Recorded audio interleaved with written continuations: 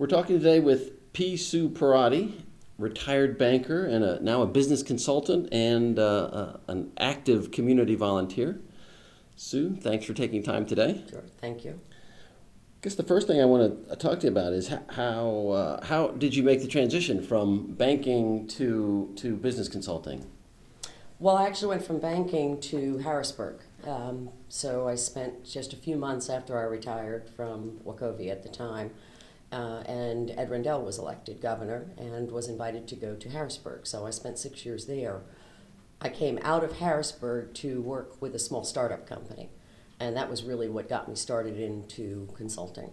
And you were the chief of staff for the First Lady of Pennsylvania, is that Correct. right? Did you have connections with the Rendells before that? Well, I had met, obviously I had worked with Ed Rendell when he was mayor of Philadelphia, and I was running for Meridian and then Core States, their Philadelphia operations. But I had met Judge Rendell back when she was a bankruptcy attorney, and she loves to tell the story that no bank would hire her, and Meridian Bank hired her as chief bankruptcy counsel, and she will never forget that they gave her an opportunity when no one else would. But I worked with her fairly extensively back in those days, and then got to work with her a little bit in Philadelphia, not as much. So when the call came from the Rendell administration, actually asking me to do something else, which I was not interested in doing, Judge Rendell called me and said, "Would you just help me for a little bit?" I said, "Sure, why don't I come up for 6 months?" And I stayed for 6 years. So That's how it works sometimes. yes, that's how it works. Now, we're in a building here that is now considered part of Albright College. And part of the reason I wanted to talk to you was your involvement with a business that's also occupying this space. Talk about the business and it being here. Well, the business is called Isolator Fitness, and this building that we're in is actually the camp building, and it was acquired by friends of Albright and is owned separate from. So Albright does not own this building, but they are leasing space, and long-term the intent is that we would gift this back to Albright at some point in the future. But Albright is sitting with a very large and very empty building. They've been putting people in it from administration, and I happen to know, just because I've been in the community for a long time, that this was a sew shop. So when I met the people from Isolator Fitness, and they were looking to set up a small sewing operation, I called Albright to see if there was a possibility that we could lease space, and it's been terrific. And in 3 short months, we've already doubled and are probably going to triple the amount of space that we need here. Isolator Fitness does what? Isolator Fitness is a manufacturer. They actually sell fitness-related products, but they've developed and patented a softer.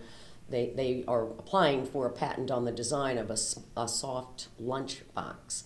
And it really has enormous appeal across many segments, but right now they sell into the health and fitness arena across all over the world. And they've been here for how long? They've only been here for 3 months. And this is an example of the kind of business that you like to be connected with in your consulting work. Yes, I like to say that this was a real garage entrepreneur. My first meeting was literally in his garage to hear where he was challenged, what his plan was, how he thought he could get there, and how I could help. So we spent some time in the garage and quickly decided that if he was going to manufacture, we needed to find a real home for him and put together a financing package, which we just recently, just last week, actually completed. And it requires an awful lot of work by a lot of people in the community. I was really impressed with how people came together to bring a company that's going to bring, at a minimum, 35 people jobs very immediately. And over the long term, I think has great potential to be a significant player in the community. So this is a pretty good example of the work that you do in your consulting work? It is. I work primarily with small private-owned enterprises. That's by my own choice. I just enjoy them. I enjoy working with entrepreneurs. I bring a risk management perspective that they absolutely abhor, and appropriately, they wouldn't be good entrepreneurs if they were really risk-averse, obviously. So my work is, I love working with young people who I think have great ideas, have the energy to execute on those ideas, but need help in the technical execution, and that's what I'm able to bring to them. I'm a connector. I also connect them to important connections that they will need for different parts of their business. Now, just to shift gears a little bit, you also have kind of a reputation for being a go-to person when it comes to development fundraising. You just finished a campaign for the Boys and Girls Club. You were involved in a major campaign for Albright. Well, actually, I just finished the Albright campaign and just kicked off the Olivet Boys and Okay. Girls Club So, campaign. Right. did you seek out that kind of work, or did it find you? No, it found me. One of my concerns when I retired from banking is what will I do with all of my time? So I quickly volunteered with Albright College. I'd been on the board for quite a while. In fact, I think I might be one of their longest serving board members. So I'm working on year 23 right now, believe it or not. But I volunteered to do the strategic plan. We laid out a strategic plan that required capital. It was primarily focused on our science infrastructure, and I then was asked if I would consider chairing the campaign for the science building, and I did. It was a long campaign, was great learning for me.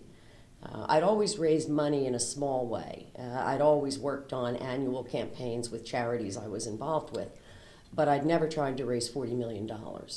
And that's what we did. We raised $42 million for that campaign. So you learn a lot.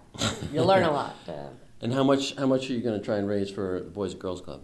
Well, we're actually the approved Berks County capital campaign for $3.2 million, and that's to build a new club and to fix a number of our club facilities. But we've tacked on to that long-term capacity building, really to shore up the ability to deliver these programs over the next decade. So in addition to the $3.2 million, we've challenged ourselves over the next 10 years to raise an additional $5 million. But that will take more time.